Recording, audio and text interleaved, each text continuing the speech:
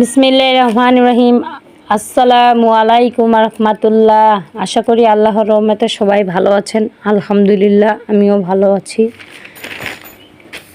আজকে আমি আপনাদের সামনে একটি গাছের স্ক্রিনে যে গাছটি দেখতে পাচ্ছেন সেই গাছটি নিয়ে কথা বলবো। সেই গাছটির নাম হচ্ছে আখন্দ গাছ। আখন্দ গাছ এক প্রকার ঔষধি গাছ। এর বৈজ্ঞানিক নাম কেরোলোট্রপিক্স গিগাটিয়া। গাছটির বিষাক্ত অংশ হলো পাতা ও গাছের কোষ। কোষ ভীষণ রেচক, গর্ভপাতক, শিশু হন্তারক, পাতা মানুষ হন্তারক বিষ। আখন্দের ফুলকে সংস্কৃতে অর্ক পুষ্প বলা হয়ে থাকে। ঔষধ হিসেবে আখন্দের ভেষজ ব্যবহার বিষয়ে আয়ুর্বেদ ও ইউনানি চিকিৎসায় উল্লেখযোগ্য রয়েছে। এই উদ্ভিদের ব্যবহার্য অংশ হল ছাল, পাতা, ফুল ও কোষ।